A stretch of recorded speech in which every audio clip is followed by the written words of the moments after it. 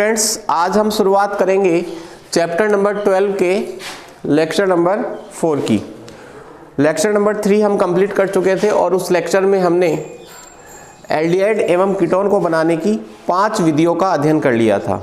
आज हम शुरुआत करेंगे छठी विधि की।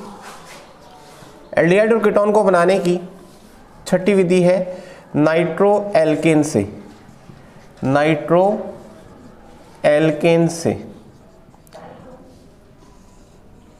नाइट्रो एल्केन से एल्डिहाइड एवं कीटोन दोनों का संश्लेषण किया जा सकता है और जब नाइट्रो एल्केन से एल्डिहाइड एवं कीटोन का निर्माण किया जाता है तो इस अभिक्रिया को कहते हैं निफ अभिक्रिया, जो परीक्षा की दृष्टि से बहुत ज़्यादा इम्पोर्टेंट है। निफ अभिक्रिया।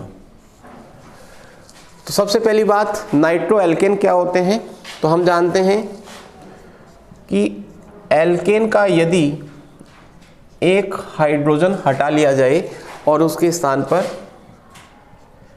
NO2 समूह जोड़ दिया जाए तो बनने वाले जो कंपाउंड्स होते हैं उन्हें नाइट्रो एल्केन हम कहते हैं। तो जैसे ये है नाइट्रोमेथेन, तो हम नाइट्रोमेथेन से एल्डिहाइड एवं कीटोन बनाना सीखेंगे नाइट्रो एल्केन से। तो सबसे पहले मैं लेता हूं, जैसे मैंने लिया CH3NO2, इसे कहते हैं नाइट्रोमेथेन। नाइट्रोमेथेन की अभिक्रिया सबसे पहले NaOH के साथ करवाई जाती है। नाइट्रोमेथेन की अभिक्रिया सबसे पहले किसके साथ करवाई जाती है? NaOH के साथ। नाइट्रोमेथेन में जो अल्फा कार्बन होता है, NO2 समूह से जुड़ा हुआ कार्बन अल्फा कार्बन कहलाएगा। इस अल्फा कार्बन पर जुड़ा हुआ जो हाइड्रोजन परमाणु होता है यह अम्लीय प्रकृति का होता है। अम्लीय प्रकृति का होता है। इसका कारण NO2 समूह का -I प्रभाव होता है। NO2 समूह के -I प्रभाव के कारण से इस कार्बन पर NO2 समूह -I प्रभाव लगाएगा तो इस कार्बन पर इलेक्ट्रॉन घनत्व में कमी आएगी। ये कार्बन इलेक्ट्रॉन घनत्व की कमी को दूर करने के लिए इस बॉन्ड के इलेक्ट्रॉन अपनी ओर खींचेगा। पहले NO2 इधर खींचेगा। क्यों खींचेगा? क्योंकि NO2 का -I प्रभाव होता है। तो NO2 जब इलेक्ट्रॉन्स को इधर खींचेगा तो इस कार्बन पर इलेक्ट्रॉन्स की कमी होगी। तो कार्बन इलेक्ट्रॉन्स की पूर्ति करने के लिए सिग्मा बॉन्ड के इलेक्ट्रॉन को अपनी ओर खींचेगा। तो ये H जो है वो H+ के रूप में बाहर निकलेगा।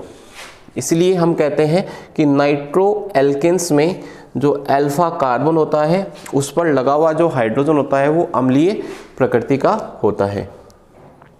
तो ये अपना नाइट्रो एल्केन है। इस नाइट्रो एल्केन में जो अल्फा कार्बन होता है उस पर हाइड्रोजन जो है वो अम्लीय प्रकृति का होता है। इसका मतलब है कि हाइड्रोजन H+ के रूप में बाहर निकलता है। तो हमने इसकी अभिक्रिया करवाई NaOH के साथ, तो Na पे प्लस होता है, OH पर माइनस होता है। और मैंने आपको कहा कि नाइट्रो एल्केन के अल्फा कार्बन का हाइड्रोजन H+ के रूप में निकलेगा और वो OH- आयन के साथ जुड़कर जल के रूप में बाहर निकल जाएगा।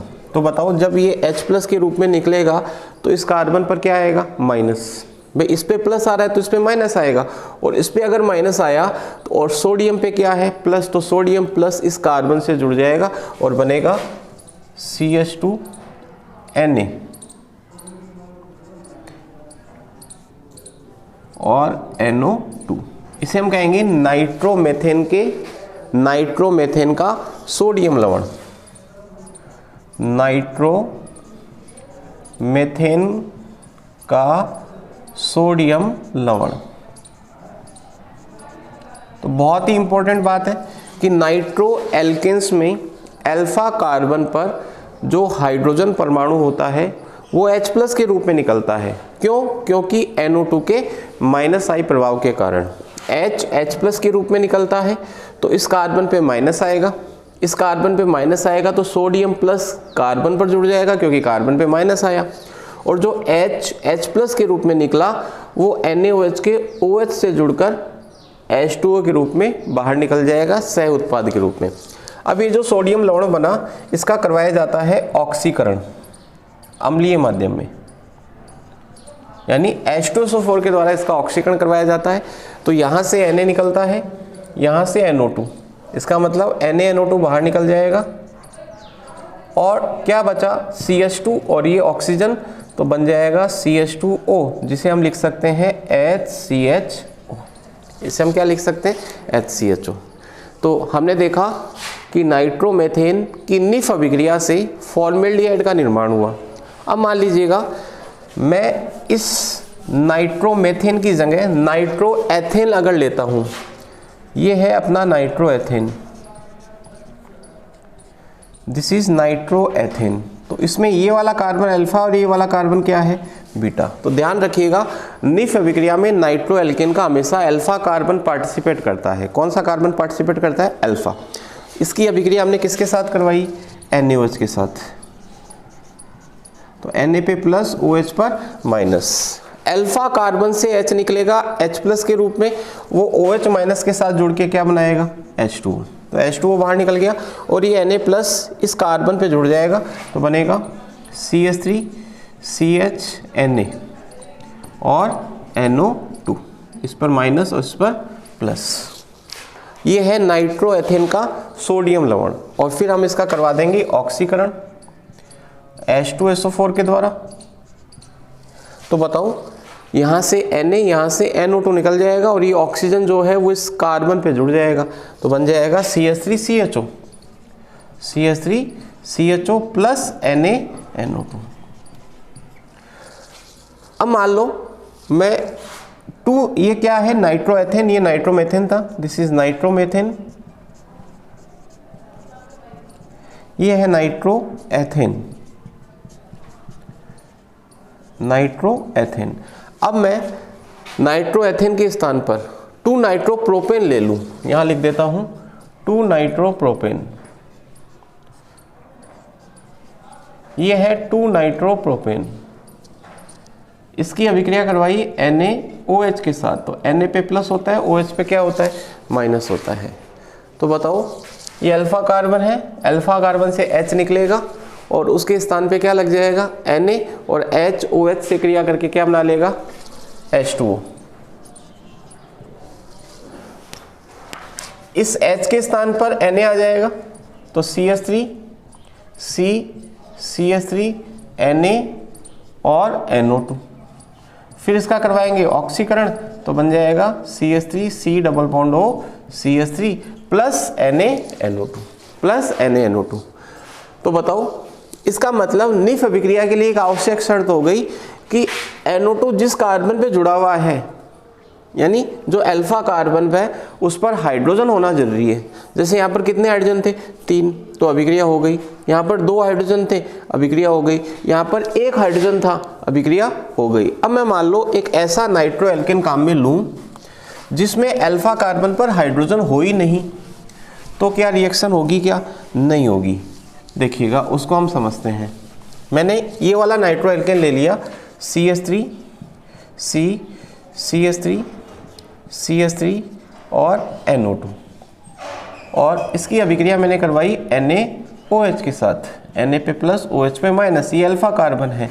तो इतनी देर हम देख रहे थे कि OH माइनस यहाँ से H प्लस को बाहर निकाल रहा था, अब यहाँ पर H प्लस है ही नहीं, तो क्या बताओ अभिक्रिया हो पाएगी, क्या नहीं हो पाएगी, अभिक्रिया नहीं हो पाएगी। इसका मतलब अभिक्रिया कौन करता है, अभिक्रिया करता है वो वाला नाइट्रो एल्केन अभिक्रिया करेगा जिसके पास अल्फा कार्बन पर क्या होगा, हाइड्रोजन होगा।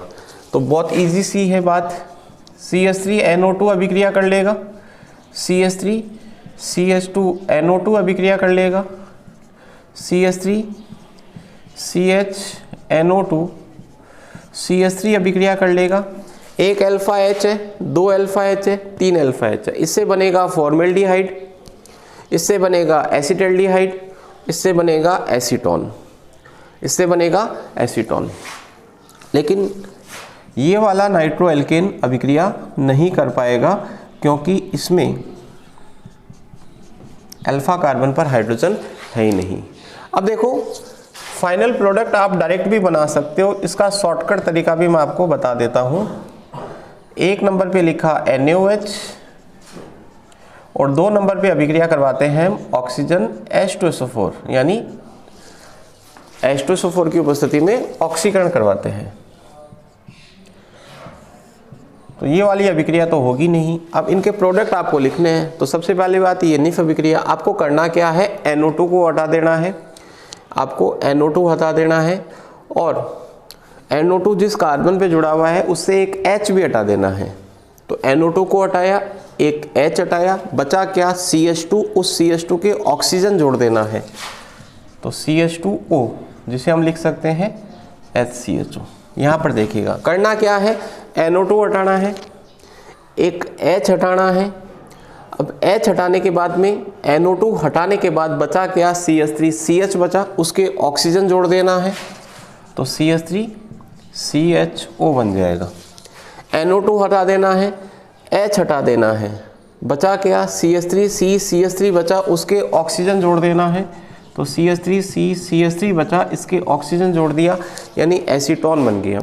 यहाँ पर आते हैं, NO2 हटा देना है और NO2 जिस कार्बन पे जुड़ा हुआ है उससे H हटा देना है। लेकिन NO2 तो हटा दोगे, H है ही नहीं, और H है ही नहीं तो बताओ अभिक्रिया होगी क्या, नहीं होगी। तो this is called nif reaction, very important reaction जो आपको परीक्षा में पूछी जा सकती है। उसके बाद में 7वीं विधि, एल्डिहाइड एवं कीटोन को बनाने की जो 7वीं विधि है वो है जेम डाई हैलाइड से। 7वीं विधि है जेम डाई हैलाइड से, और ये विधि हम पार्ट नंबर 10 में पढ़ चुके हैं। चैप्टर नंबर 10 में हमने ये विधि डिस्कस की थी। और इस विधि की खास बात ये होती है कि इस विधि में एक ही कार्बन पर 2 OH आ जाते हैं, और एक कार्बन पर जब 2 OH होते हैं तो वो कंपाउंड स्थायी नहीं होता, उसमें से एक जल का अणु बाहर निकल जाता है। तो सबसे पहली बात, जेम डाई हैलाइड क्या होते हैं,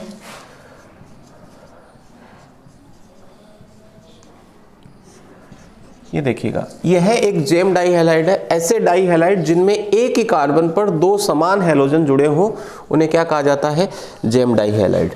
तो मैं एक सिंपल सा जेम डाई हैलाइड लेता हूं। सबसे पहले HCHClCl, this is gem dihalide. ठीक है, सबसे पहले हम करते हैं क्रिया इसकी KOH के साथ, जलीय KOH के साथ इसकी अभिक्रिया करवाते हैं। आपको करना क्या है, दोनों Cl हटाकर 2 OH जोड़ देने हैं। KOH का काम मैंने आपको बताया था, जलीय KOH का काम होता है Cl हटाकर OH लगाना। तो हम दोनों Cl हटाकर 2 OH लगा देंगे, और हम जानते हैं कि एक कार्बन पर 2 OH स्थायी नहीं होते, तो एक जल का अणु यहाँ से बाहर निकल जाएगा। तो बन जाएगा HCH double bond O, formaldehyde बन गया। क्या बन गया, फॉर्मेल्डिहाइड। अब मान लो मैं यहाँ पर CH3 कर दूं और आपसे पूछा जाए कि इस कंपाउंड की अभिक्रिया KOH के साथ करवाओगे तो क्या बनेगा। तो रिएक्शन वैसे ही होगी, बस जहाँ CH3 किया वहाँ CH3 आ जाएगा। इसे हम क्या कह देंगे, एसिटल्डिहाइड। और यहाँ पर भी अगर मैं CH3 कर दूँ तो यहाँ पर CH3 और यहाँ पर CH3, तो क्या बन जाएगा, एसीटोन। तो ये थी जेम डाई हैलाइड से एल्डिहाइड एवं कीटोन का संश्लेषण करना क्या है, दोनों Cl हटाकर 2 OH जोड़ देने हैं और फिर एक जल का अणु बाहर निकाल देना है। तो थोड़ी प्रैक्टिस करोगे तो आपको ये अभिक्रिया याद हो जाएगी। उसके बाद में एल्डिहाइड और कीटोन को बनाने की 8वीं विधि,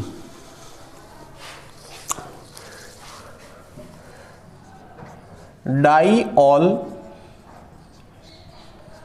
के ऑक्सीकरण से, डाईऑल के ऑक्सीकरण से।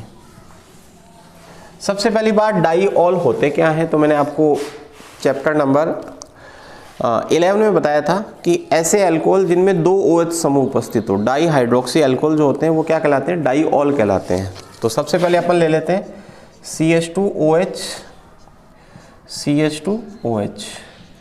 इसे हम कहते हैं एथिलीन ग्लाइकोल। इसका ऑक्सीकरण करवाएंगे। तो ऑक्सीकरण करवाने के लिए हमें आवश्यकता होती है ऑक्सीकारक की। तो ऑक्सीकारक के रूप में या तो लिया जाता है HiO4 या लिया जाता है लेड टेट्रा एसीटेट, जिसका सूत्र होता है CH3COO का होल 4 Pp। ये होता हो गया लेड टेट्रा, इसको कहते हैं एसीटेट। 4 को क्या कहा जाता है? एसीटेट। तो रिएक्शन इस प्रकार से लिखी हुई आएगी परीक्षा में। एथिलीन ग्लाइकोल दिया जाएगा, एरो खींचा हुआ रहेगा, यहाँ पे या तो HiO4 लिखा हुआ रहेगा जिसे हम कहते हैं पर आयोडिक अम्ल, या फिर लिखा हुआ रहेगा लेड टेट्रा एसीटेट। आपको करना क्या है? आपको सिर्फ एक काम करना है कि इस बॉन्ड को ब्रेक कर देना है।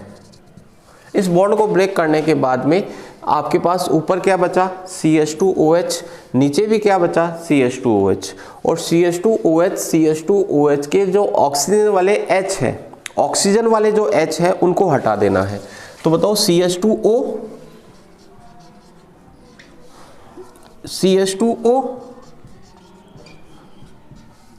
इन दोनों H को हटा दिया और ऑक्सीकारक HiO4 या लेड टेट्राएसीटेट यानी ऑक्सीकरण हो रहा है, तो हम यहाँ पर एक ऑक्सीजन शो कर सकते हैं।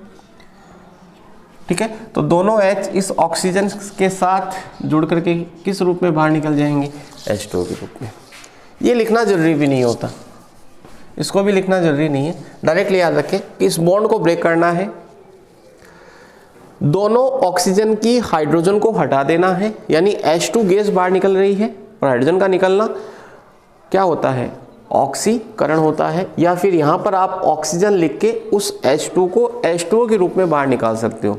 लेकिन ऑर्गेनिक केमिस्ट्री में साइड प्रोडक्ट इतना ज़्यादा इंपॉर्टेंट नहीं होता। तो 2 अणु किसके बन गए? फॉर्मेल्डिहाइड के। इसको हम क्या लिख सकते हैं?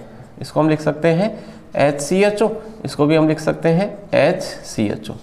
अब मान लो मैं इसकी जगह ये वाला ले लूँ, CH3 CHOH CH2OH। तो अब आपको क्या करना है? काम वही करना है जो पहले किया। इसको यहाँ से तोड़ दोगे, इन दोनों H को हटा दोगे, तो बताओ ऊपर वाला जो पार्ट है वो तो किस में चेंज हो गया? CH3 CHO में, और नीचे वाला पार्ट चेंज हो गया HCHO में। अब मान लो आपको ये दे दिया CH3 CHOH CHOH और CH3, तो इसको तोड़ोगे तो CH3 CHO CH3 CHO, ऊपर भी क्या बनेगा? CH3 CHO, और नीचे वाले भाग का भी क्या बनेगा? CH3 CHO। और मान लो अगर मैं ये वाला कंपाउंड ले लूँ, यहाँ लिख देता हूँ CH3 C CH3 C CH3 CH3 OH OH। तो बताओ ये बॉन्ड ब्रेक होगा, ये H हट जाएगा, ये H हट जाएगा, तो 2 अणु एसीटोन बनेंगे कि नहीं बनेंगे? 2 अणु किसके बन जाएंगे? एसीटोन के। तो very easy reaction but important for exam. ठीक है, तो ये वाला बॉन्ड ब्रेक करना है और फिर दोनों ऑक्सीजन के H को हटा देना है। तो हमें एल्डिहाइड भी बन सकता है, कीटोन भी बन सकता है, वो डिपेंड करेगा कि आपने किस प्रकार का यहाँ पर एल्कोहल या डाइऑल काम में लिया है। तो ये थी एल्डिहाइड एवं कीटोन दोनों को बनाने की मेथड्स। इसके बाद में हम बात करेंगे केवल एल्डिहाइड बनाने की विधियाँ। केवल एल्डिहाइड बनाने की विधियाँ, केवल एल्डिहाइड बनाने की विधियाँ। इससे पहले हम जो विधियाँ पढ़ रहे थे वो थी एल्डिहाइड व कीटोन दोनों को बनाने की विधियाँ। अब हम केवल उन विधियों की बात करेंगे जिनसे केवल एल्डिहाइड का क्या होता है?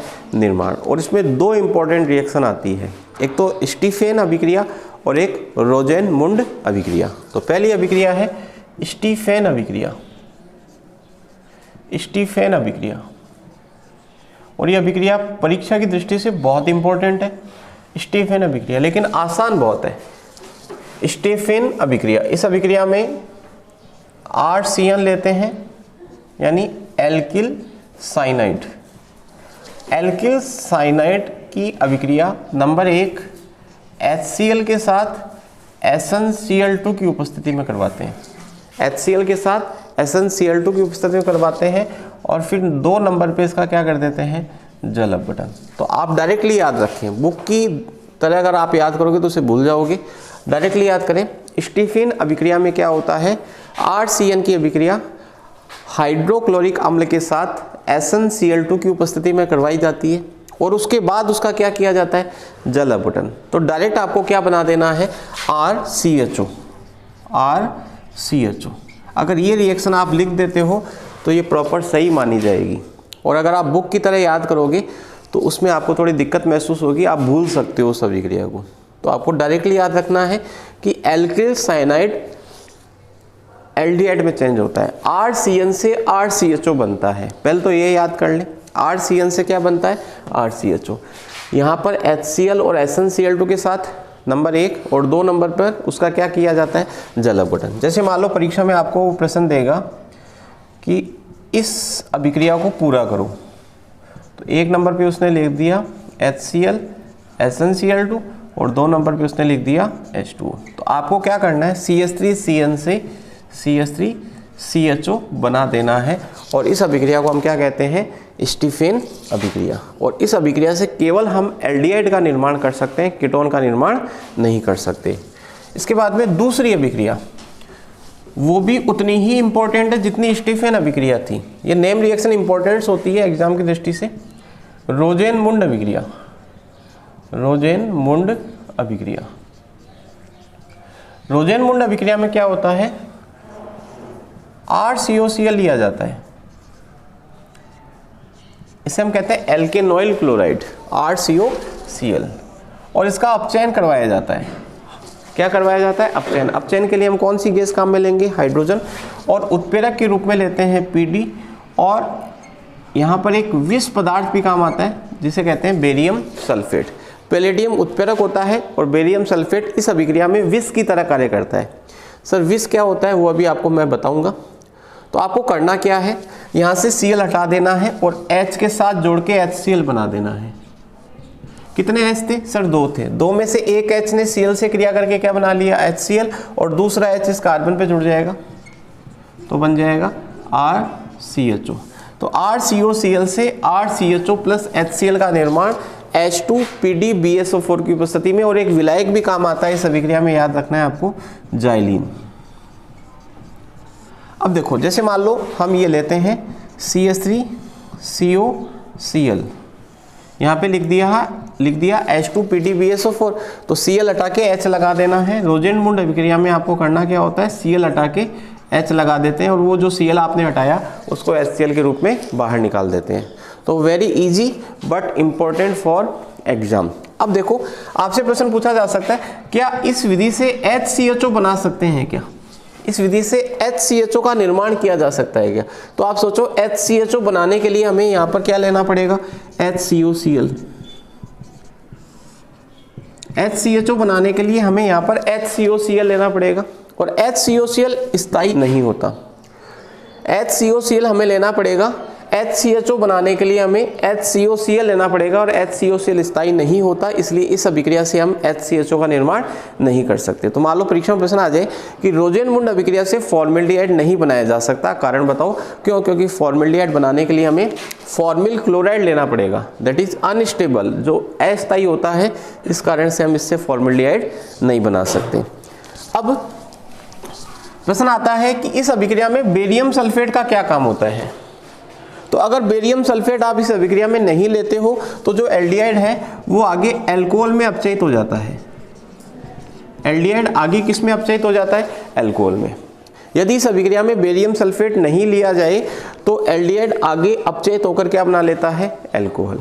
तो इसलिए बेरियम सल्फेट लिया जाता है। बेरियम सल्फेट उत्प्रेरक PD के लिए विष का कार्य करता है, एल्डिहाइड को आगे अल्कोहल में अपचयित होने से रोक देता है। तो मान लो आपसे परीक्षा में प्रश्न पूछ लिया जाए, 2 प्रश्न, इसमें 3 प्रश्न पूछे जा सकते हैं। रोजेनमुंड अभिक्रिया क्या होती है? समीकरण लिखो। रोजेनमुंड अभिक्रिया में विलायक कौन सा काम आता है? जाइलीन। रोजेनमुंड अभिक्रिया से फॉर्मेल्डिहाइड क्यों नहीं बनाया जा सकता? क्योंकि फॉर्मेल्डिहाइड बनाने के लिए फॉर्मिल क्लोराइड लेना पड़ेगा जो अस्थायी होता है। और एक और बात कि इस अभिक्रिया में बेरियम सल्फेट का क्या योगदान होता है? तो बेरियम सल्फेट पैलेडियम के लिए विष की तरह कार्य करता है, जो एल्डिहाइड को आगे अल्कोहल में अपचयित होने से रोक देता है। तो ये हमारी कौन सी अभिक्रिया थी? रोजेनमुंड अभिक्रिया। और इसके साथ ही हमने पढ़ ली एल्डिहाइड को बनाने की विधियाँ। धन्यवाद।